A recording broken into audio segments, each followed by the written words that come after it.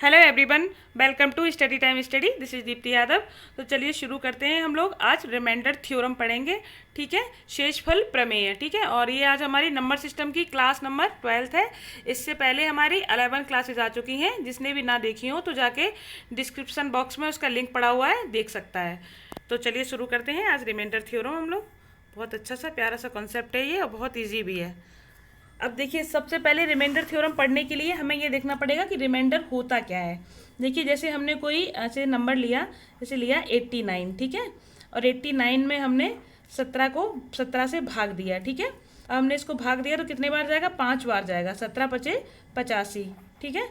तो यहाँ रिमाइंडर कितना आया? रिमाइंडर आया आपका 4। तो देखिए, इसी को बोलते हैं, इसको क्या बोलते हैं हम लोग? इसको बोलते हैं डिवाइज़र। क्या बोलते हैं? डिवाइज़र, ठीक है, यानी कि भाजक। इसको बोलते हैं भाजक, और इसको बोलते हैं क्वोशेंट। QUOTIENT, इसको बोलते हैं क्वोशेंट, यानी कि इसको बोलते हैं भागफल। हिंदी में बोलते हैं भागफल, इंग्लिश में बोलते हैं क्वोशेंट। और इसको जो 89 है, इसको क्या बोलते हैं? इसको बोलते हैं डिविडेंड। डिविडेंड, इसको डिविडेंड बोलते हैं, यानी कि भाज्य, ठीक है। और ये क्या हुआ आपका? ये है आपका रिमाइंडर, ठीक है। क्या है? रिमाइंडर, यानी कि शेष फल, ठीक है।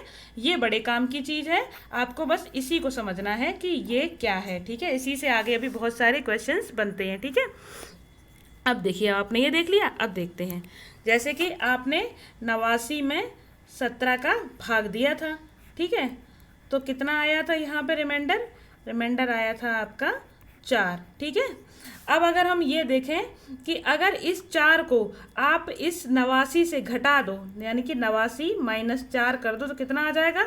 85 कर दो, तो समझ लो ये संख्या पूरी पूरी 17 से कट जाएगी, ठीक है। इसी तरह कोई और नंबर ले लो, जैसे कि 72 ले लिया, ठीक है।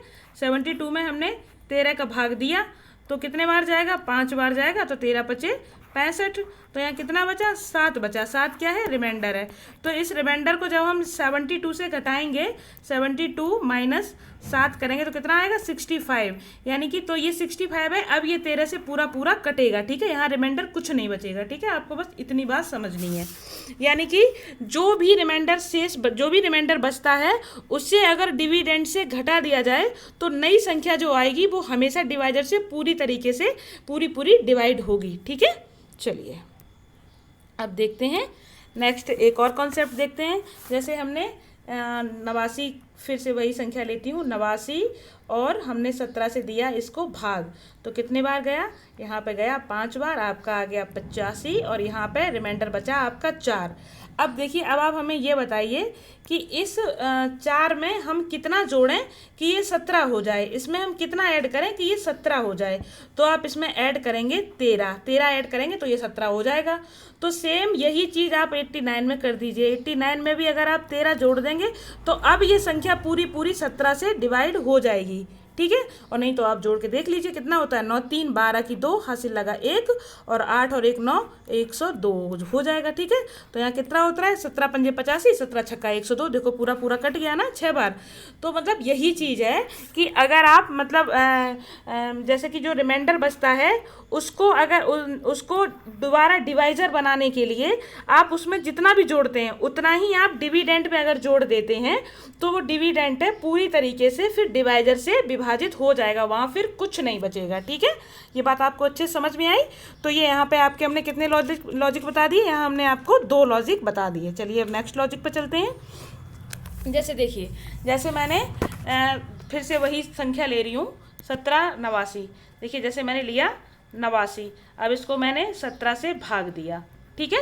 17 से भाग दिया तो यहाँ पे क्या आया आपका? फिर से वही 17 पचे 85, यहाँ कितना बचा? 4 रिमाइंडर आया, ठीक है। तो अब जब आप 4 रिमाइंडर आया, ये क्या हो गया आपका? रिमाइंडर। तो यहाँ पे आप एक चीज़ करेंगे कि आप इस 17 का 5 में गुणा करो। 17 का तुमने 5 में गुणा किया, और 5 में गुणा करके आपने इस 4 जो रिमाइंडर बचा था इसको प्लस कर दिया, ठीक है। तो आपका क्या आ जाएगा? ये जो 89 है जो आपका डिविडेंड है यही वापस आ जाएगा। 17 पचे 85, 85 4 89, यानी कि जो आपका डिविडेंड है ये डिविडेंड आपको मिल जाएगा, ठीक है। तो आपको यहाँ से एक बात पता होनी चाहिए, शायद पता भी होगी, कि डिविडेंड इज इक्वल टू क्या होता है? डिविडेंड इज इक्वल टू होता है divisor into quotient, divisor into quotient plus remainder, यानी कि भाज्य इज इक्वल टू भाजक इनटू भागफल प्लस शेषफल। ये फॉर्मूला होता है, ये आप लोग नोट डाउन कर लीजिएगा, ठीक है। भाज्य इज इक्वल टू भाजक इंटू भागफल प्लस शेषफल, इंग्लिश में बोलते हैं dividend is equal to divisor into quotient plus remainder. Clear. अब देखिए नेक्स्ट कॉन्सेप्ट देखते हैं। जैसे मैंने आपसे कहा कि आपको 89 में 17 का भाग देना है, ठीक है। 89 में आपने 17 का भाग दिया तो यहाँ से आपको रिमाइंडर क्या मिला, यहाँ से रिमाइंडर मिला आपको 4, ठीक है। अब मैं आपसे कहूँ कि जैसे कोई भी नंबर ले लूँ, जैसे मैं 7 ले लूँ और 7 में कहूँ आपको 7 में 13 का भाग देना है। अब आप बताइए यहाँ से रिमाइंडर क्या मिलेगा आपको, तो आपको यहाँ से रिमाइंडर क्या मिलेगा, क्योंकि 13 का 7 में पूरी तरह भाग जाएगा नहीं, तो आप क्या करेंगे, 13 लिखेंगे बाहर, 7 लिखेंगे अंदर, ठीक है। तो यहाँ क्या कितने बार भाग जाएगा, 0, क्वेश्चन क्या आया, 0 आ गया, और यहाँ पे भी 0 आएगा क्योंकि भाग गया ही नहीं, तो यहाँ रिमाइंडर कितना मिला, 7 मिला। तो यही क्या हो गया हमारा रिमाइंडर। यानी कि जब आप किसी छोटी संख्या में किसी बड़ी संख्या का भाग देते हो तो रिमाइंडर खुद वही छोटी संख्या आती है, ठीक है। तो देखिए ये जो 7 था यही हमारा रिमाइंडर बन के आ गया, तो रिमाइंडर यहाँ से क्या मिलेगा हमें, 7। यानी कि जब आपने बड़ी संख्या से किसी छोटी संख्या में भाग दिया तो रिमाइंडर खुद वही छोटी संख्या आ गई। क्लियर। अब आपको अच्छे से क्लियर हो गया होगा। देखिए और इसके अलावा अब एक चीज़ और, नेक्स्ट कॉन्सेप्ट देखिए कि जैसे आप अगर किसी संख्या को उसके फैक्टर से भाग देते हैं, डिवाइड करते हैं, तब भी रिमाइंडर 0 ही आता है। जैसे हमने कोई नंबर लिया, जैसे लिया हमने 286 और 286 को हमें डिवाइड करना है 13 से, ठीक है। अब हमें पता है कि ये 286 है, ये पूरी तरीके से 13 से कट जाएगा क्योंकि 13 दूनी 26 और फिर से 2 बचेगा, 13 दूनी 26 पूरी तरीके से कट जाएगा। तो 286 को हम लिख सकते हैं 13 गुणा 22 लिख सकते हैं ना, और बटे 13 क्योंकि इसको हम गुणा करेंगे 286 फिर से आ जाएगा, ठीक है। तो यहाँ से आपको पता है 13 से 13 तो पूरा कट जाएगा, तो यहाँ से क्या बचा 22। तो ये 22 रिमाइंडर नहीं है, आप इसको बोल सकते हैं, क्योंकि भाई रिमाइंडर कब मिलता है, रिमाइंडर तो तब मिलता है ना जो यहाँ से आके जो यहाँ पे मिलता है हमें, वो हमारा रिमाइंडर आता है। और यहाँ पे रिमाइंडर क्या मिलेगा, यहाँ पे आप रख के देख लीजिए, यहाँ पे आप 286 अगर रखेंगे और 13 से अगर भाग देंगे तो कितना हो जाएगा, 13 दूनी 26, 26 के बाद 2 बचेगा, फिर से आप 13 से भाग देंगे तो कितना हो जाएगा, 13 दूनी 26, ठीक है। तो यहाँ रिमाइंडर क्या मिलेगा, नीचे 0 मिलेगा, ठीक है। ये तो आपका क्वोशिएंट हो गया, ये रिमाइंडर नहीं हो गया, ठीक है। तो यानी कि जब आप किसी संख्या को उसके फैक्टर से भाग देते हो तब भी रिमाइंडर जो आएगा वो 0 ही आएगा, ठीक है। यहाँ आप ऐसा नहीं कि 22 को रिमाइंडर लिख सकते हैं। क्लियर। चलिए अब नेक्स्ट बताती हूँ। नेक्स्ट कॉन्सेप्ट है, जैसे कि मैंने कोई नंबर लिया, जैसे कि मैंने ले लिया 55 नंबर लिया, ठीक है। 55 बटे 13 किया मैंने, तो आपने इसमें भाग दिया तो कितना, 13 चौका 52, 3 बचा रिमाइंडर, ठीक है। उसके बाद फिर हमने दिया 57 में, 57 में 13 का भाग दिया तो 13 चौका 52, तो यहाँ से आपका 5 बचा रिमाइंडर, ठीक है। और फिर हमने 60 लिया, 60 बटे 13 किया तो 13 चौका 52, यहाँ से रिमाइंडर 8 बचा। फिर हमने फिर हमने दिया 88 में 13 का भाग, तो यहाँ से 13 छिक्के 78 हो जाएगा, तो यहाँ कितना बचेगा, 10 बचेगा रिमाइंडर। अब आप यहाँ पे आपने एक चीज़ ऑब्जर्व की होगी, देखिए अब आपने यहाँ पे एक चीज़ ऑब्जर्व की होगी, मतलब मैं आपसे फाइनली ये कहना चाहती हूँ कि जब हम किसी संख्या का भाग किसी दूसरी संख्या में देते हैं तो रिमाइंडर हमेशा जो आएगा वो उस संख्या यानी कि उस डिवाइजर से हमेशा छोटा आएगा। देखिए सब जगह इस, चाहे भले ही एक ही नंबर छोटा क्यों ना हो, लेकिन हमेशा छोटा होगा। कभी भी रिमाइंडर जो डिवाइजर होता है खुद वो संख्या हो सकती है और ना ही डिवाइजर से बड़ा हो सकता है। इन केस कभी अगर रिमाइंडर बड़ा भी आ जाए तो आप फिर से उसमें डिवाइजर का भाग देके फिर से उसको छोटा कर लेंगे, लेकिन हमें उसमें छोटा करना होता है। डिवाइजर यानी कि रिमाइंडर कभी भी डिवाइजर से बड़ा नहीं हो सकता है, ठीक है, हमेशा छोटा होगा। जैसे कि 0 होगा, 1 होगा, 2 होगा, 3 होगा, और कहाँ तक जाएगा, वहाँ तक जाएगा कि डिवाइजर -1 तक जाएगा, ठीक है। डिवाइजर -1 तक रिमाइंडर होगा, लेकिन कभी भी डिवाइजर से आगे नहीं जा सकता, ना ही खुद डिवाइजर वो अपने आप में रिमाइंडर हो सकता है। क्लियर। चलिए अब नेक्स्ट कॉन्सेप्ट देखिए, इसमें छोटे छोटे कॉन्सेप्ट हैं बट बहुत सारे कॉन्सेप्ट हैं और बहुत इजी भी हैं, बहुत जल्दी समझ में आ जाते हैं, ठीक है।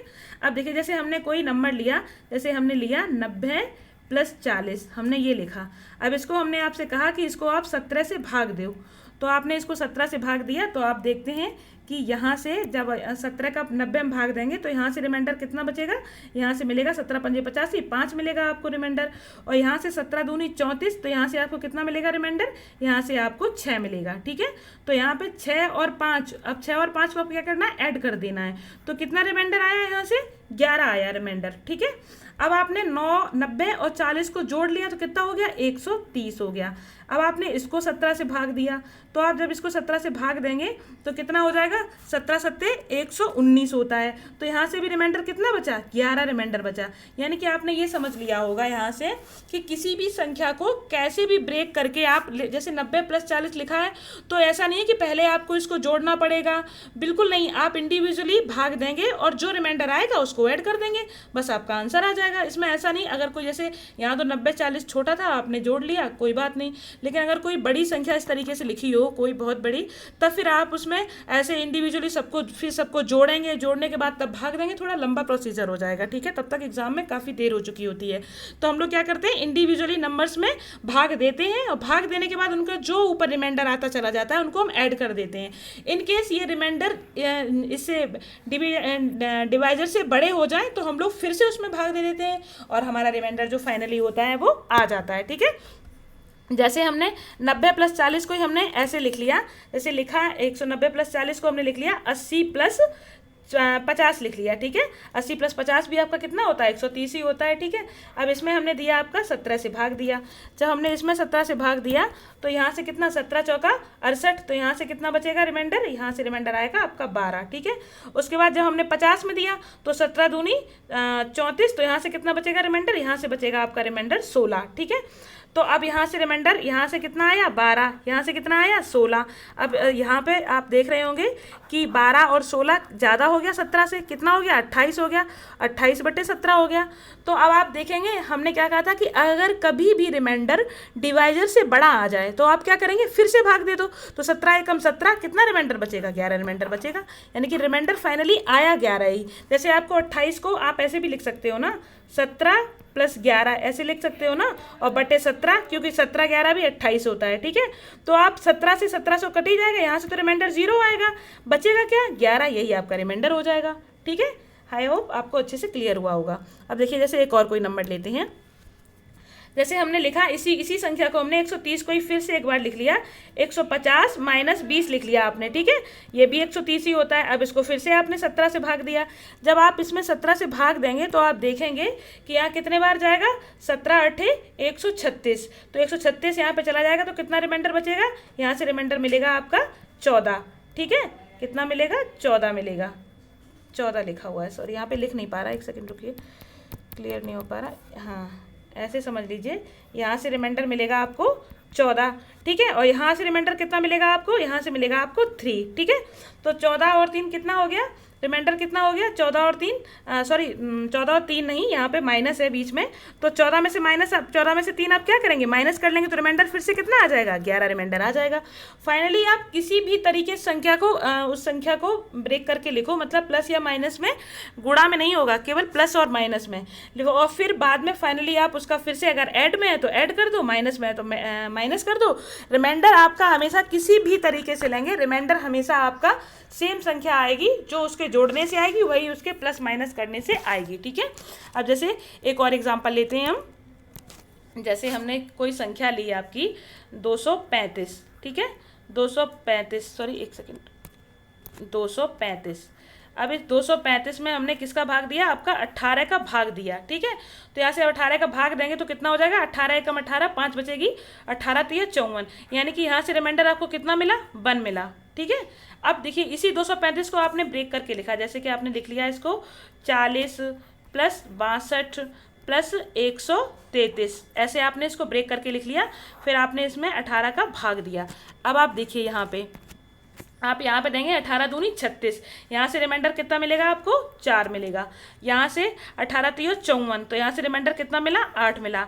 और यहाँ पे 18 सत्ते 126, यहाँ से रिमाइंडर कितना मिला 7 मिला। ठीक है, यहाँ टोटल रिमाइंडर कितना हो गया 8 4 12 7 19 रिमाइंडर यहाँ से हो गया। ठीक है, तो 19 में जब अब रिमाइंडर 18 डिवाइजर से बड़ा आ गया तो आप क्या करेंगे, इसमें फिर से 18 का भाग दे देंगे। तो भाग देंगे तो यहाँ से क्या मिलेगा रिमाइंडर आपको 1 मिलेगा। तो देखिए यहाँ पे भी 1 रिमाइंडर था और यहाँ पे भी 1 है, सेम रिमाइंडर आया ना, कोई फर्क नहीं पड़ता। आप किसी संख्या को किसी भी तरीके से लिख सकते हो, लेकिन रिमाइंडर फाइनली आपका वहाँ पे वही आएगा। लेकिन बस ये चीज़ देख लीजिए कि अगर कभी भी रिमाइंडर डिवाइजर से बड़ा आता है तो आप दोबारा फिर से उसमें भाग दे दीजिए डिवाइजर का, तो आपका फाइनली रिमाइंडर है वो आ जाएगा। क्लियर। अब चलिए अब नेक्स्ट कॉन्सेप्ट देखते हैं। अब देखिए जैसे हमने की एक संख्या ली, जैसे 95/25 हमने ये संख्या ली। ठीक है, हम आपसे यहाँ से पूछ रहे हैं कि अब बताइए यहाँ पे कितना रिमाइंडर आएगा आपका। तो आप क्या करोगे, सोचोगे कि 25 का पहाड़ा जैसे किसी को नहीं आता है इनकेस, तो वो क्या करेगा कि पहले चलो इसको सिंप्लीफाई कर लेते हैं। तो इसको सिंप्लीफाई करेंगे तो ये 5 25 हो जाएगा, यहाँ हो जाएगा 5 एकम 5 और 5 ने 45, यानी कि ये 19/5 आ जाएगा। तो ये आप वो आराम से 5 का पहाड़ा फिर पढ़ सकते हो। 5 तिया 15, तो यहाँ से हमें रिमाइंडर कितना मिला, यहाँ से रिमाइंडर मिला हमें 4, क्योंकि 5 तिया 15 हो गया, तो रिमाइंडर हमें कितना मिला 4 मिला। अब आपसे पूछा जाए कि मतलब 95/25 का रिमाइंडर कितना है, तो आप आंसर क्या देंगे 4। 4 नहीं, 4 बिल्कुल गलत आंसर होगा। ठीक है, यहाँ पे आंसर आपका कुछ और आएगा। देखिए आपने यहाँ पे सिंप्लीफाई किया था, तब किससे काटा था, यहाँ पे इसको 5 से काटा था ना, तो आप फिर से इसको 5 से गुणा कर देंगे। तो यहाँ पे 5, यानी कि यहाँ पे आपने 5 का भाग दिया, तो यहाँ 5 से गुणा कर देंगे तो 20 आ जाएगा।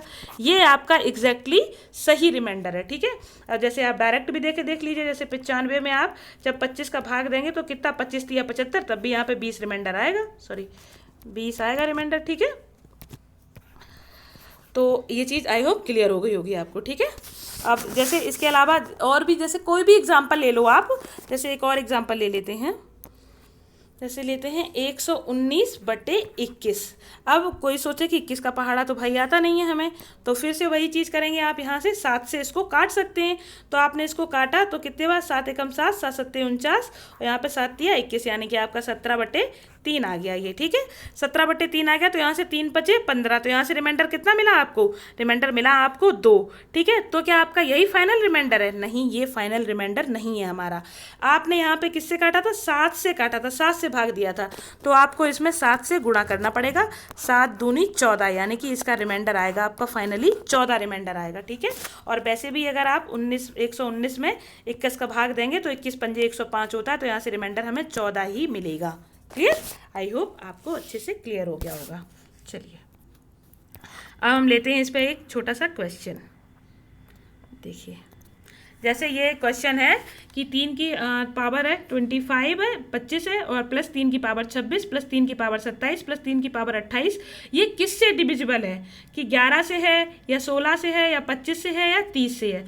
देखिए सबसे पहले हम क्या करते हैं, इसमें जो सबसे छोटी घात होती है, सबसे छोटी जो पावर होती है उसको हम बाहर ले लेते हैं। जैसे यहाँ पे हमने ले लेंगे 3 की पावर 25 को हम यहाँ से बाहर ले लेंगे। ठीक है, तो 3 की पावर 25 को हमने यहाँ से बाहर ले लिया, तो अंदर क्या बचा हमारे पास, जहाँ 3 की पावर 25 थी वहाँ पे हमारे पास क्या बचेगा, वहाँ बचेगा 3 की पावर 0, क्योंकि 25 हम ले चुके हैं वहाँ पे पूरा। उसके बाद 3 की पावर 26 की जगह क्या बचा हमारे पास, 3 की पावर 1, 3 की पावर 27 की जगह 3 की पावर 2, 3 की पावर 28 की जगह 3 की पावर 3, ये बचा हमारे पास। ठीक है, अब हम इसको कैसे लिख सकते हैं, ये तो 3 की पावर 25 ही हो गया। ठीक है, इसको कैसे लिख सकते हैं, 3 की पावर 0 क्या हो जाता है, हमने बताया था आपको कि किसी भी संख्या की पावर 0 का मतलब क्या होता है, उस संख्या की वैल्यू 1 हो जाना। तो ये यहाँ पे कितनी हो जाएगी, 1 हो जाएगी। 3 की पावर 1 क्या हो जाएगा, 3 हो जाएगा। 3 की पावर 2 क्या हो जाएगा, 9 हो जाएगा। 3 की पावर 3 क्या हो जाएगा, 27 हो जाएगा। जब आप इसको लिखेंगे तो 27 और 9 3 12 1 13, 27 और 13 कितना हो जाएगा 40। तो यानी कि आप लिख लेंगे यहाँ पे 3 की पावर 25 गुणा 40। ठीक है, ये आ गया आपका वो। अब आप देखिए कि इनमें से आप किससे ये कट सकता है। तो देखिए अगर आप पहला ऑप्शन लेंगे, अगर आप पहला ऑप्शन लेते हैं 11, तो 11 के लिए आपको यहाँ तो कोई, या तो यहाँ पे कोई 11 चाहिए होती है, 40 है सॉरी, यहाँ पे या तो आपको कोई 11 चाहिए था और यहाँ 11 का कोई मल्टीपल चाहिए था, तो यहाँ पे ना ही कोई 11 है और ना ही कोई 11 का मल्टीपल है, ठीक है। तो यानी कि ऑप्शन ए आपका खत्म हो जाएगा। अब ऑप्शन बी की बात करते हैं, तो ऑप्शन बी क्या है, 16। 16 में क्या होता है, 2 4 होते हैं, यानी कि 4 गुणा 4 होता है। यहाँ आपके पास सिर्फ एक 4 है, क्योंकि 40 को जब आप ब्रेक करोगे तो कैसे लिखोगे, 4 गुणा 10 लिखोगे, ठीक है। तो यहाँ पे सिर्फ आपको एक 4 नजर आ रहे हैं और 3 में तो कोई 4 है ही नहीं है, तो इसीलिए ऑप्शन बी भी हमारा खत्म, ये भी हमारा आंसर नहीं हो सकता। क्लियर।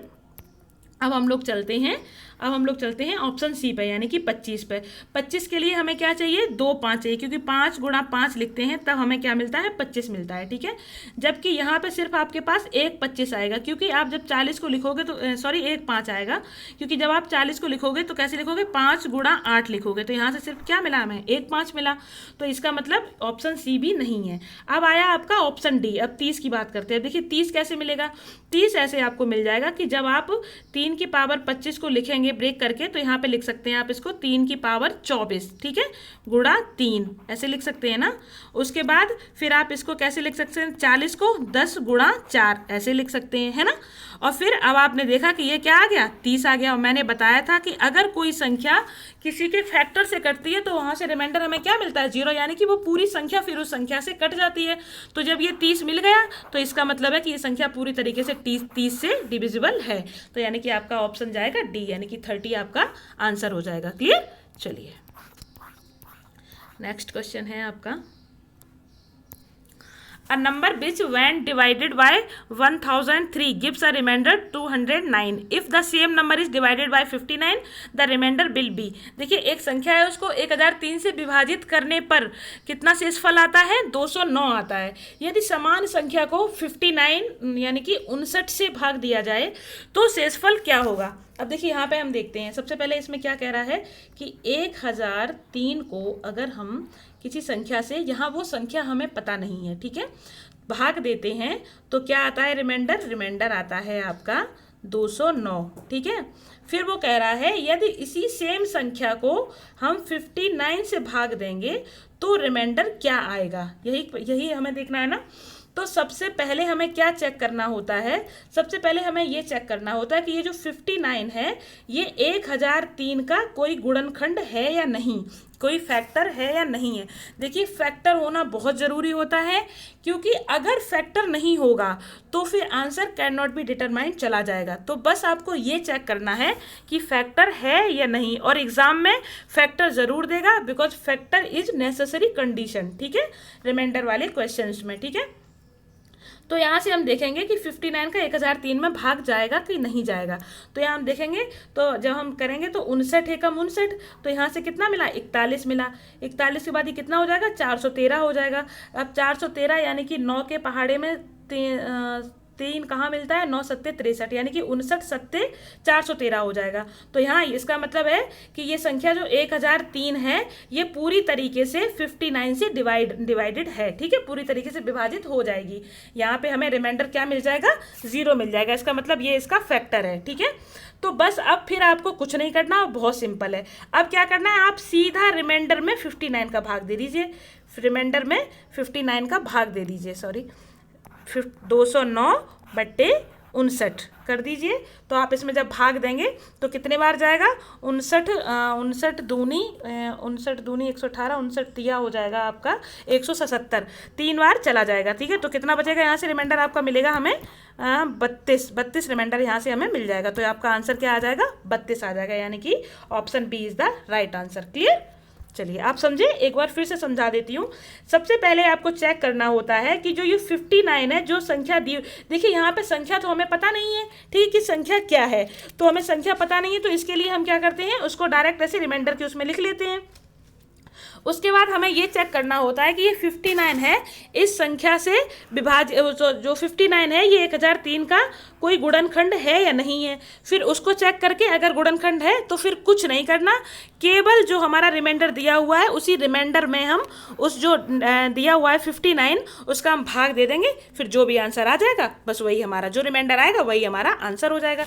चलिए थोड़ा सा और इसको एक्सप्लेन कर देते हैं, जैसे आपको थोड़ा सा ना समझ में आया हो, थोड़ा सा और एक्सप्लेन कर देती हूँ। जैसे जैसे कि संख्या कितनी दी है आपकी 1003 दी है, ठीक है। और इसमें भाग देने पर रिमाइंडर कितना बच रहा है, रिमाइंडर आ रहा है आपका 209, ठीक है। तो यानी तो ये वो संख्या क्या हो जाएगी, संख्या हमने आपको क्या बताई थी, क्या होता है कि सबसे डिवाइजर होता है, डिवाइजर, और डिवाइजर में गुणा किसका करते हैं, क्वोशिएंट का गुणा करते हैं और प्लस रिमाइंडर को प्लस कर देते हैं, तभी तो वो संख्या बनती है। तो यानी कि संख्या क्या हो जाएगी, वो संख्या अगर हम देखें तो संख्या क्या हो जाएगी, संख्या हो जाएगी आपका 1003 और x हमने मान लिया इसको क्वोशिएंट, क्योंकि क्वोशिएंट हमें पता ही नहीं है कितना है, ठीक है। क्वोशिएंट तो सॉरी और ये जो अननोन है ये तो हमारे पास, ठीक है, 1003 और क्वोशिएंट, और उसके बाद फिर यहाँ पे रिमाइंडर, ठीक है। रिमाइंडर कितना है हमारा, रिमाइंडर 209, हमें पता है कि रिमाइंडर हमारा कितना है 209। अब ये पूरी संख्या हमारी हो गई जो सबसे पहले यहाँ पे दी हुई है कि उस संख्या में 1003 से भाग देने पर रिमाइंडर 209 आता है, तो ये संख्या हमें वो संख्या मिल गई, ठीक है। अब इसके बाद फिर क्या करा है, इसी संख्या में सेम यही संख्या में अगर हम 59 का भाग देते हैं तो रिमाइंडर क्या आएगा, तो हमें इसमें किसमें भाग देना पड़ेगा, 59 में भाग देना पड़ेगा, ठीक है। तो जब हम 59 में भाग देंगे तो आपको पता है कि 59 से 1003 तो पूरा पूरा कट जाएगा, कितना यहाँ कितने बार गया था, 59 एकम 59 और कितना 59 9 7 63, हाँ 17 बार गया था यहाँ पे। तो यानी कि यहाँ से तो रिमाइंडर हमें कुछ मिला नहीं था, ये तो पूरा पूरा भाई जब किसी का फैक्टर है तो वहाँ से रिमाइंडर कुछ मिलेगा नहीं, तो यहाँ से तो रिमाइंडर मिला हमें 0, ठीक है। अब हमें रिमाइंडर मिलेगा कहाँ से, रिमाइंडर तो हमें इसी 209 से मिलेगा ना, तो जब 2 से 9 से मिलेगा तो इसीलिए हमने डायरेक्ट इतना बड़ा प्रोसीजर नहीं किया था, बस केवल हमने इतना चेक किया था कि 1003 59 का गुणनखंड है या नहीं है, और अगर था तो इससे फिर हमें रिमाइंडर 0 मिला, तो हमें सिर्फ मतलब 209 से हो गया, 209 में हमने 59 का भाग दे लिया, तो हमें यहाँ से रिमाइंडर मिला 32, तो वही हमारा आंसर हो गया, ठीक है। यानी कि बस हमें इतना बस हमें ये चेक करना है कि जो संख्या दी हुई हो वो संख्या 59 का फैक्टर है या नहीं है, अगर फैक्टर है तो कुछ नहीं, बस बहुत ईजी है, ठीक है। चलिए अब जैसे इसको एक तरीके से और ये कह दिया जाए, जैसे आपसे एक इस क्वेश्चन को किसी और तरीके से बोल दिया जाए कि जैसे एक संख्या 1003 से भाग करने पर शेषफल 209 देती है, ये तो सेम यही दिया है, एक संख्या है 1003 से भाग देने पर शेषफल 209 देती है, ये तो सेम यही बोल दिया।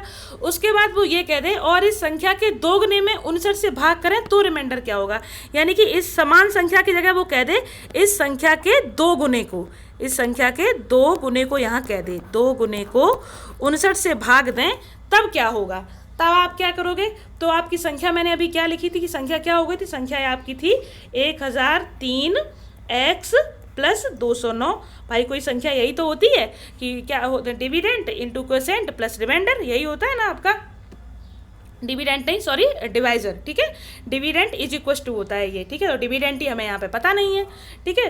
तो चलिए ठीक है, अब ये तो आपकी जो वो संख्या है ये वाली जो दी हुई है, अब ये क्या कह रहा है, इस संख्या का इसने 2 गुना कर दिया है, तो 2 गुना कर दिया, हम यहाँ पे क्या करेंगे, इसका 2 गुना कर लेंगे, ठीक है। 2 गुना करके भाग फिर से हमें 59 में ही देना है, यही तो कह रहा है ना कि भाग फिर से किस में देना है, 59 में ही देना है। तो अब यहाँ पे आप क्या करेंगे, जब आप इसको लिखेंगे तो कैसे हो जाएगा, ये 1003 x इंटू 2 प्लस ये कितना हो जाएगा 209 गुणा 2, ये हो जाएगा क्योंकि 2 अंदर हो जाएगा ना, ब्रैकेट खुल जाएगा तो 2 अंदर चला जाएगा तो 209 के पास चला जाएगा, और उसके बाद कितना आया आपका नीचे 59 में इसने भाग दिया है। तो अब आप ये देख सकते हैं कि यहाँ से रिमाइंडर तो हमें क्या मिलेगा, 0 मिलेगा, क्योंकि 1003 तो 59 से पूरी तरीके से डिवाइड होता है, तो यहाँ से रिमाइंडर मिलेगा हमें 0। अब ओरिजिनल रिमाइंडर हमें मिलेगा कहाँ से, यहाँ से मिलेगा इस रिमाइंडर से, ठीक है, यहाँ से हमें रिमाइंडर एक्चुअली में मिलेगा। तो 209 दूनी कितना होता है, 418 होता है, तो 418 का जब हम 59 में भाग देंगे तो अभी हमने देखा था कि 59 सत्ते 413 होता है, तो ये 413, तो यहाँ से रिमाइंडर कितना मिलेगा, यहाँ से रिमाइंडर मिलेगा आपको 5, ठीक है। तो फाइनली आपने एक चीज़ ऑब्जर्व की होगी कि अगर एग्जामिनर ने आपसे बोला कि संख्या को 2 गुना कर दो, आपने संख्या को 2 गुना कर दिया, तो आपने संख्या को 2 गुने के साथ साथ आपने रिमाइंडर को भी 2 गुना कर लिया, आंसर आपका आ गया। आपको ये सब करने की जरूरत नहीं कि 1003 को पहले 2006 करो फिर इतना लंबा चौड़ा ऑपरेशन आप करते घूमो, तो वो सब करने की आपको ज़रूरत नहीं है। यानी बस मैं आपको ये बताना चाहती हूँ कि जो ऑपरेशन एग्जामिनर संख्या के साथ करे वही सेम ऑपरेशन आप रिमाइंडर के साथ कर दो, यानी संख्या को 2 गुना कर दिया तो रिमाइंडर भी 2 गुना कर दो, यदि संख्या को 4 गुना कर दिया तो रिमाइंडर भी 4 गुना कर दो, संख्या को 5 गुना कर दिया रिमाइंडर भी 5 गुना कर दो, संख्या का स्क्वायर कर दिया तो आप रिमाइंडर का भी स्क्वायर कर दो। बस डजंट मैटर, आंसर आपका आ जाएगा बड़े प्यार से, ठीक है, कोई टेंशन नहीं होगी आपको। चलिए अब देखिए, जैसे इसी में एक चीज़ और मैं आपको समझाऊं इसी क्वेश्चन में, कि जैसे अगर कोई संख्या है, अगर कोई संख्या x है, ठीक है, अगर कोई संख्या x है, एक सेकंड मैं इसको थोड़ा ऊपर करती हूँ। अब देखिए, जैसे कोई संख्या x है, ठीक है, और x में हमने कहा कि d का भाग 2, तो यहाँ से रिमाइंडर इसको क्या मिला, n मिला, ठीक है। जैसे अब इसी संख्या का हमने 2 गुना लिया, कितना, 2x लिया, 2x में हमने d का भाग दिया तो यहाँ रिमाइंडर हमें कितना मिलेगा, 2n मिलेगा। देखो संख्या का 2 गुना हुआ तो रिमाइंडर का भी 2 गुना हो गया, ठीक है। अगर हमने संख्या का 5 गुना किया, संख्या के 5 गुने में हमने d का भाग दिया, ठीक है, तो यहाँ पे रिमाइंडर भी कितना आएगा, रिमाइंडर भी यहाँ 5n आएगा, यानी कि संख्या का 5 गुना हो गया तो रिमाइंडर भी 5 गुना हो गया, ठीक है। आपको ये चीज़ अच्छे से समझ जानी चाहिए। और जैसे अगर हमने यहाँ पे कर देते, हम संख्या का स्क्वायर कर देते, जैसे एक्स स्क्वायर बाय डी कर देते, तो यहाँ रिमाइंडर भी क्या हो जाता आपका, एन स्क्वायर हो जाता। यानी कि जो ऑपरेशन आप संख्या में कर रहे हो सेम वही ऑपरेशन आपको रिमाइंडर में करना है, और इससे ज़्यादा कुछ नहीं है, बस बहुत ईजी है, बस आपको थोड़ा सा समझना पड़ेगा और कुछ भी नहीं है, मतलब। और हाँ, अगर कभी कभी एक चीज़ और आपको क्लियर कर दूँ, जैसे अगर कभी ऐसा होता है कि ये जो जैसे आपने यहाँ 2n किया, ठीक है, जैसे जो हमने संख्या को 2 गुना किया तो आपने रिमाइंडर को भी 2 गुना कर लिया, रिमाइंडर को 2 गुना कर लिया तो यही रिमाइंडर 2n आ गया, यही आपका आंसर आ गया। आपको अब तो कुछ करने की जरूरत नहीं है भाई, उसने संख्या का 2 गुना किया, आपने रिमाइंडर 2 गुना कर लिया, रिमाइंडर 2 गुना कर लिया, आपका आंसर आ गया।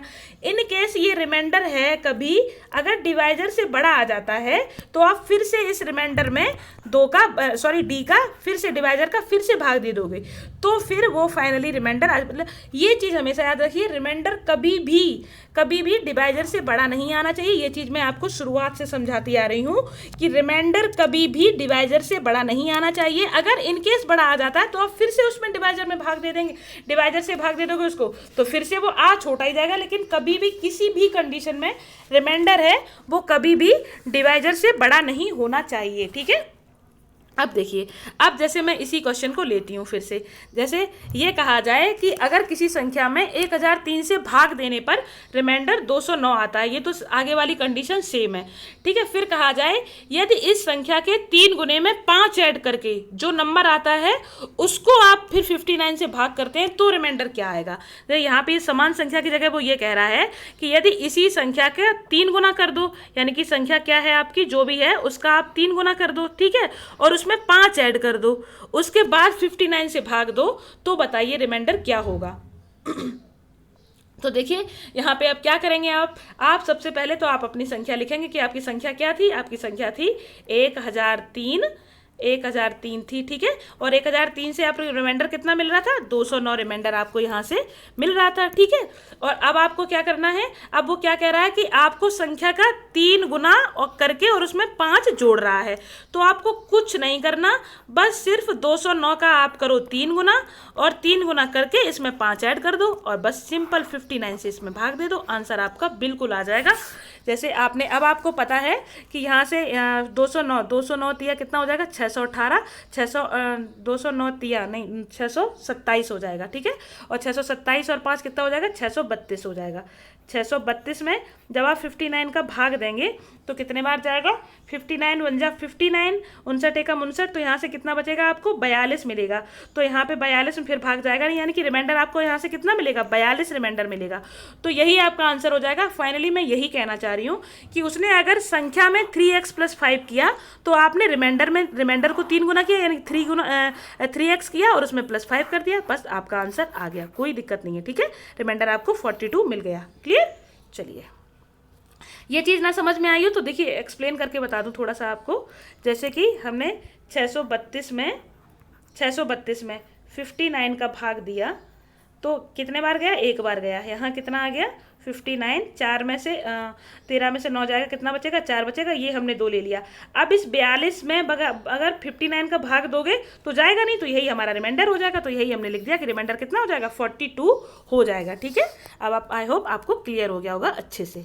चलिए, देखिए थोड़ा कमेंट वमेंट में बताया करिए कि कैसा समझाती हूँ, या कहीं पे कोई अगर मिस्टेक होती है, आप तक वो चीज़ें ठीक से डिलीवर नहीं हो पा रही हैं, जहाँ पे भी देखिए थोड़ी सी न्यू टीचर हूँ तो अभी हो सकता है उतना ना अच्छे से डिलीवर कर पाती हूँ। वैसे मैं अपनी कोशिश पूरी करती हूँ 100% कि आप तक बहुत अच्छे से हो, आप तक बहुत अच्छे से पहुँचे, लेकिन फिर भी अगर कोई प्रॉब्लम होती है, देखिए मैं भगवान तो हूँ नहीं, गलतियाँ तो भगवान से भी हो जाती हैं, तो कभी कभी थोड़ा सा कमेंट सेक्शन में बताया करिए कि मैम क्या है क्या नहीं है, थोड़ा सा रिस्पॉन्स दिया करिए। ओके, चलिए देखिए यहाँ पे है, यदि किसी संख्या को 129 से भाग दिया जाता है तो शेषफल कितना आता है आपका, 27 आता है। ठीक है, यदि इस संख्या के 4 गुना को 46 से विभाजित किया जाता है तो शेषफल क्या आएगा। ठीक है, अब यहाँ पर पिछले सवाल का लॉजिक नहीं लगेगा, बेसिक से करना पड़ेगा। मतलब उस वहाँ पे हम लोग क्या करते थे कि जो चीज़ रिमाइंडर में, जो चीज़ संख्या में कर दी, सेम वही चीज़ हमने रिमाइंडर में कर दी, डायरेक्ट आपका आंसर हो गया। ठीक है, लेकिन अब यहाँ पे थोड़ा सा इसको देखना पड़ेगा। ठीक है, अब जैसे वो क्या कह रहा है कि किसी संख्या में 129 से भाग दिया जाता है तो शेषफल क्या आता है, 27 आता है। तो मैंने अभी आपको बताया था कि तो वो संख्या क्या हो जाएगी, वो संख्या को क्या क्या लिखेंगे हम, तो वो संख्या हो जाएगी, यानी कि आपका डिविडेंड बराबर क्या होता है, डिविडेंड बराबर होता है डिवाइजर इनटू कोएफिशिएंट, कोएफिशिएंट क्या है, एक्स है। ठीक है, प्लस 27 रिमाइंडर है, तो आपकी संख्या ये आ गई ना पूरी पूरी। ठीक है, अब ये आपकी संख्या आ गई। अब इसमें वो किससे भाग देने के लिए कह रहा है, इसमें वो भाग देने के लिए कह रहा है आपसे 86 से, कि आपको इसमें 86 से भाग देना है। तो बताइए रिमाइंडर क्या आएगा। अब देखिए आपको यहाँ पे कुछ नहीं देखना है, आपको यहाँ पे ये देखना है कि 129 और 86 में कुछ कॉमन है क्या, तो आप बिल्कुल कॉमन होगा, क्योंकि अगर कॉमन ना होता तो वो देता ही नहीं, कॉमन पक्का होगा। तो यहाँ पे आप देख सकते हैं 43 कॉमन होगा दोनों में, 43 दूनी 86 होता है और 43 तिया 129 होता है। ठीक है, तो ये चीज़ यहाँ पे दोनों में हमें कॉमन मिल गई। तो आप इसको 129 को कैसे लिख सकते हो। अब हाँ एक सेकेंड, वो यहाँ पे 4 गुना भी कह रहा है, सॉरी मैं ये चीज़ भूल गई। तो 4 गुना करने के लिए आप कुछ नहीं, बस सिंपल है, आप इसको कैसे लिख देंगे, एक सेकेंड, जैसे यहाँ पे 4 लिख लेंगे, अंदर लिख लेंगे 129 एक्स प्लस 27, उसके बाद ये 4 अंदर पहुंच जाएगा आपके, तो अंदर आ जाएगा, तो क्या हो जाएगा, कैसे लिख लेंगे, 4 इंटू 129x प्लस 27 गुणा 4 कितना होता है, 108 होता है। ठीक है, और बटे 86। अब देखिए, अब यहाँ तक आप समझ लीजिए, 4 गुणा 129x प्लस 108। अब ये तो हमने आपको पहले बता दिया था कि 129 और 86 में 43 कॉमन है। अब मैं इसको इरेज करती हूँ, दोबारा से साफ पे लिखती हूँ। ठीक है, ये आ गया था 4 गुणा 129x प्लस 108 बटे 86। अब इसको हमें लिखना है। देखिए अब मैं थोड़ा सा इसको बड़ा कर लेती हूँ, क्वेश्चन तो आपने देख ही लिया, केवल आंसर सामने रखती हूँ बस। देखिए अब क्या था, आपने क्या लिखा था, 4 गुणा 129x प्लस 108 बटे 86, ये लिखा हुआ था। ठीक है, तो आप इसको थोड़ा और ब्रेक करके लिख लेंगे, तो 2 गुणा 2 और गुणा 129 को आप लिख लेंगे 43 गुणा 3x। ठीक है, और प्लस 108 बटे 86। ठीक है, अब आप यहाँ पे एक चीज़ ऑब्जर्व करेंगे कि जो ये संख्या है यहाँ से तो कुछ रिमाइंडर मिलने वाला नहीं है, क्योंकि 43 से 86 पूरी तरीके से कट जाएंगे, 43 दूनी 86 और ये 86, यानी कि यहाँ से तो रिमाइंडर हमें क्या मिलेगा, 0। रिमाइंडर जो आएगा वो आएगा यहाँ से आपका। ठीक है, रिमाइंडर आपका यहाँ से मिलेगा आपको। यहाँ पे आपने बस कुछ नहीं किया, केवल थोड़ा सा बेसिक से कर लिया है, बाकी है पीछे ही वाला पूरा लॉजिक, केवल थोड़ा सा बेसिक इसलिए लेना पड़ा क्योंकि यहाँ पे हमें क्लियर नहीं हो रहा था, इसलिए यहाँ पे थोड़ा सा हमें बेसिक लेना पड़ा। ठीक है, और कोई दिक्कत नहीं है। अब 86 का आपने 108 में भाग दिया, तो 86 एकम 86 कितना बचा, 8 कितना बड़ा, 22 22 बचा। ठीक है, तो यहाँ से रिमाइंडर कितना बचा, 22। ठीक है, तो आंसर आ गया आपका 22, तो यानी कि ऑप्शन बी आपका राइट आंसर हो जाएगा, 22 आपका आंसर आ गया। क्लियर, तो यहाँ से आपको ये चीज़ समझनी थी कि यहाँ से रिमाइंडर कुछ नहीं मिलता है, जब इसका ये फैक्टर हो गया तो फैक्टर हो गया तो रिमाइंडर, ये चीज़ मैंने आपको स्टार्टिंग में ही अभी समझा दी थी, जब 13 और 22 का हमने जो एग्जाम्पल लिया था, बताया था ना कि 13 गुणा 22 और बटे 13 ऐसे लिखते हैं, तो 13 से 13 अगर कट जाता है तो ये 22 तो क्वोशेंट होता है, ये गुणनफल, ये रिमाइंडर नहीं होता है, रिमाइंडर तो अलग आएगा, रिमाइंडर तो नीचे आता है ना, तो इसलिए ये यहाँ से कुछ रिमाइंडर नहीं मिलेगा, रिमाइंडर हमेशा जो मिलेगा वो यहाँ 108 से मिलेगा हमें। ठीक है, तो आंसर आ गया आपका 22। ठीक है, चलिए नेक्स्ट क्वेश्चन है आपका, यदि किसी संख्या को 21 से विभाजित किया जाता है तो 13 बचता है। यदि इस संख्या के वर्ग के तिगुने को उसी भाजक से विभाजित किया जाता है तो शेषफल ज्ञात कीजिए। अब यहाँ पे आपको फिर वही चीज़ लगा देनी है कि जो चेंजेस उसने संख्या में किए हैं सेम वही चेंजेस आप रिमाइंडर में कर देंगे और कुछ नहीं करना है।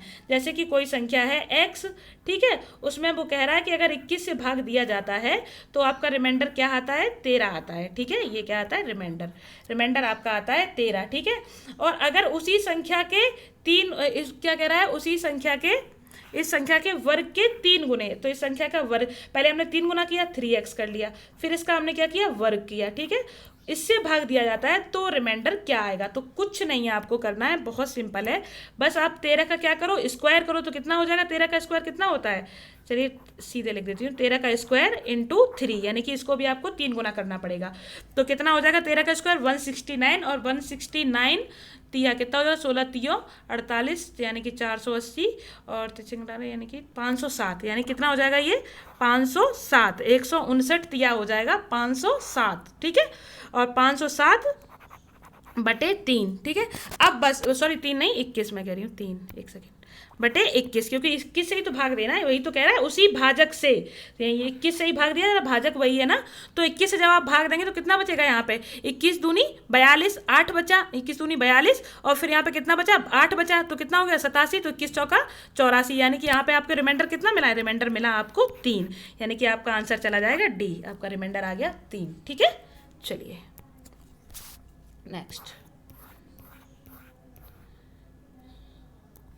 नेक्स्ट है कि दो संख्याएं 17 से विभाजित होने पर 13 और 11 शेषफल देती हैं। यदि उन दो संख्याओं का योग 17 से विभाजित किया जाता है तो फिर शेषफल क्या होगा। देखिए यहाँ पे बहुत सिंपल है, कुछ भी नहीं है। अगर उन संख्याओं का योग करोगे तो रिमाइंडर का भी योग कर दो, कुछ नहीं करना, क्योंकि संख्याओं का योग कर रहा है तो रिमाइंडर का भी योग कर लो। अगर तो सबसे पहले हम देखते हैं रिमाइंडर क्या है आपका, 13 और 11 है। भाग किससे दिया जा रहा है, 17 से भाग दिया जा रहा है, तो आपने 13 + 11 की, ये रिमाइंडर है ना दोनों, तो कितना हो गया, ये 24 हो गया। लेकिन अब आप देख रहे हो कि जो रिमाइंडर है वो 17 से बड़ा आ गया, तो कुछ नहीं, फिर से इसको 17 से भाग दे दो, कुछ नहीं करना पड़ेगा। मैंने कहा था ना, कभी भी अगर रिमाइंडर बड़ा आ जाए डिवाइजर से तो कुछ नहीं करना होता, सिर्फ दोबारा उसमें भाग दे दो, बस भाग के बाद जो रिमाइंडर बचेगा वही आपका आंसर होगा, ठीक है। तो आप जब इसमें भाग देंगे तो 17 एकम 17, कितना बचा, 7 बचा, तो यही आपका आंसर है, यानी कि ऑप्शन सी आपका आंसर चला जाएगा। रिमाइंडर कितना हो जाएगा, 7 हो जाएगा आपका, ठीक है। अब देखिए एक्सप्लेन करके थोड़ा सा समझाती हूँ जो आपको कन्फ्यूजन क्रिएट ना हो। देखिए जैसे कि अगर आपने लिखा होगा, अगर आप देख रहे होंगे तो यहाँ पे संख्या पहली क्या रही होगी, संख्या पहली रही होगी आपकी 17x, क्योंकि 17 से आप भाग दे रहे हो तो 17 क्या है इसका, 17 इसका डिवाइजर है, ठीक है। तो आप क्या करते हो, 17 में क्वोशिएंट का गुणा करते हो, तो 17x, क्योंकि क्वोशिएंट हमें पता नहीं है, प्लस अब वो कितना बच रहा है, रिमाइंडर कितना बच रहा है, 13 बच रहा है। तो पहली संख्या तो ये हो गई आपकी, ठीक है। दूसरी संख्या आपकी क्या हो जाएगी, दूसरी संख्या को भी आपने 17 से ही भाग दिया, क्वोशिएंट हमें पता नहीं है, लेकिन वो कितना बच रहा है, शेषफल यहाँ से कितना बच रहा है, 11 बच रहा है, ठीक है। अब ये कह रहा है कि इन दोनों संख्याओं को इसने जोड़ दिया है, ठीक है। अब इन दोनों संख्याओं को इसने जोड़ दिया है तो हम भी क्या करेंगे, जोड़ देंगे। तो 17x + 13 और प्लस ये 13 है, फिर से साफ करके लिख देती हूँ, हाँ 17x + 13 प्लस 17x + 11, ठीक है, और बटे 17। अब हमें इसी से भाग देना है ना, वो कह रहा है ना कि सेम वही संख्या से भाग देते हैं। तो आपको पता है कि यहाँ से रिमाइंडर 0, यहाँ से रिमाइंडर 0, क्योंकि ये तो इसी का गुणनखंड होगा, जो भी संख्या आएगी, लेकिन आएगी 17 का गुणनखंड, ठीक है, क्योंकि 17 उसमें जुड़ा हुआ है, लगा हुआ है, ठीक है। तो यहाँ से रिमाइंडर क्या मिला हमें, 0, यहाँ से भी रिमाइंडर हमें क्या मिला, 0। तो जो रिमाइंडर हमें एक्चुअली मिलेगा वो यहाँ से मिलेगा, 13 और 11 से, ठीक है। तो बस हमने कुछ नहीं किया था, इन्हीं 13 11 को हमने ऐड कर लिया था, तो 24 हो गया था। ये 17 से बड़े आ गए थे तो हमने यहाँ से दोबारा भाग दिए, तो 7 रिमाइंडर हमारा आ गया था, आंसर आ गया था आपका सी। आई होप आपको अच्छे से क्लियर हो गया होगा। चलिए अब नेक्स्ट क्वेश्चन देखते हैं।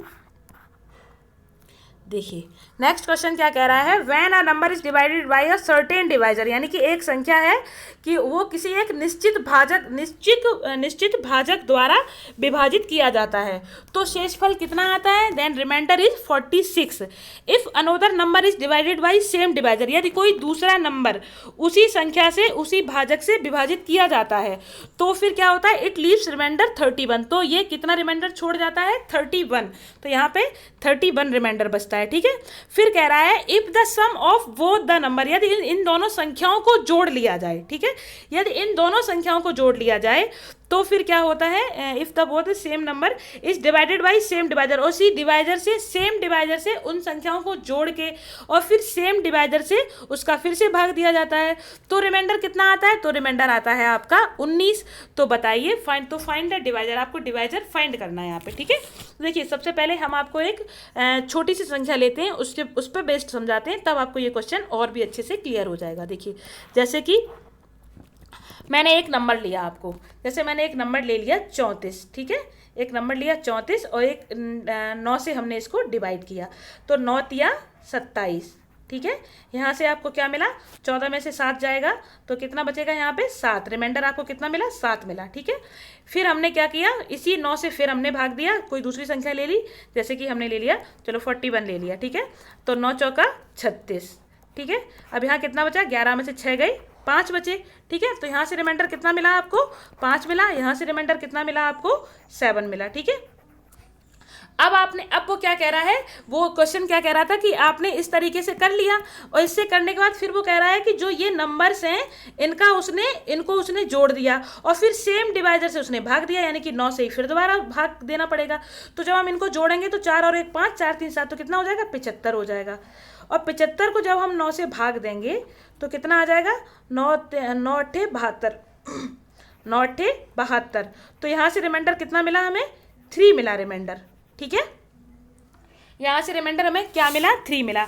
तो अब आप एक चीज़ ऑब्जर्व करो कि जो रिमाइंडर यहाँ मिला और जो रिमाइंडर यहाँ मिला तो कितना हो गया, दोनों रिमाइंडर जोड़ के, क्योंकि संख्या जोड़ दी तो रिमाइंडर भी जोड़ना पड़ेगा, कितना हो जाएगा 12। और फिर जो रिमाइंडर यहाँ मिला दोनों संख्या को जोड़ने के बाद, उसमें से अगर आपने 3 घटा लिया तो कितना आ गया 9 आ गया, यानी कि डिवाइजर आपका मिल गया, आपको डिवाइजर आपका मिल गया, यानी कि R1 R2 और R3, यानी कि R1 प्लस R2 कर लिया और R3 को उसमें से माइनस कर दिया तो आपका डिवाइजर आ गया, ठीक है। तो फाइनली मैं मतलब इसमें एक कॉन्सेप्ट है, बस यही इसी तरीके से वर्क करता है कि फाइनली जब आप किसी संख्या A में x का भाग देते हैं, ठीक है, कि संख्या A में आपने x का भाग दिया तो आपको रिमाइंडर क्या मिला, आपको रिमाइंडर मिला R1। फिर किसी संख्या B में आपने x का भाग दिया तो रिमाइंडर क्या मिला आपको R2 मिला। फिर इन्हीं दोनों संख्याओं को आपने जोड़ दिया, a प्लस b कर दिया और फिर से इसी संख्या x से ही आपने भाग दिया तो आपको रिमाइंडर क्या मिला R3 मिला। तो अब आपका ये फॉर्मूला क्रिएट हो गया एक कि x इज इक्वल टू, यानी कि x क्या है यहाँ पे डिवाइजर है, ठीक है, डिवाइजर। तो यहाँ x इज इक्वल टू क्या हो जाएगा R1 plus R2 minus R3, बस यहाँ से आपको ये R1 हो गया, ये R2, इसको हमने घटा दिया तो फाइनली आपका जो डिवाइजर है वो आपको मिल जाएगा। क्लियर। अब चलिए अब चलते हैं क्वेश्चन पे, अब आपको क्वेश्चन अच्छे से क्लियर हो जाएगा। अब सेम यही चीज़ यहाँ पे इसने बोली है कि किसी संख्या को हमने कोई निश्चित कोई भाजक था, निश्चित डिवाइजर के द्वारा हमने भाग दिया तो कितना आया 46 आया। फिर हमने उसी भाजक से भाग दिया, फिर उसी डिवाइजर से भाग दिया तो कितना आया 31 आया। और फिर उन दोनों संख्याओं को जोड़ के उसी भाजक से भाग दिया तो कितना आया 19 आया। तो बस अब तो कुछ नहीं, बहुत सिंपल हो गया। क्या करते हैं R1 प्लस R2 यानी कि 46 प्लस 31 और माइनस का 19 कर दो तो 46 और 31 जोड़ेंगे जब कितना 6 1 7 4 3 7 हो जाएगा और इसमें से 19 घटाएंगे तो कितना बचेगा, यहाँ पे 17 में से 9 जाएगा 8 बचेगा, यहाँ बचेगा 5, यानी कि आपका आंसर आ जाएगा option C, 58 is the right answer. Clear. चलिए देखिए, अगर आपको एक बार में चीज़ें क्लियर ना हुआ करें, जैसे जब हम लोग फर्स्ट टाइम पढ़ते हैं तो हो सकता है कि चीज़ें क्लियर ना हो पाए, तो आप वीडियो को एक बार देखिए, 2 बार देखिए, 3 बार देखिए तो आपको फाइनली आपको क्लियर हो ही जाएगा। ऐसा नहीं हो सकता कि इतने अच्छे से समझाने के बाद भी आपको क्लियर ना हो। ओके, चलिए थैंक यू सो मच, मिलते हैं अगली क्लास में। और देखिए जो भी आपके दोस्त वगैरह हों उनसे थोड़ा वीडियो शेयर किया करिए, जिससे कि थोड़ा सा सब्सक्राइबर बढ़ जाएंगे तो फिर हम आपको लाइव आके पढ़ाने लगेंगे। ओके, चलिए थैंक यू सो मच।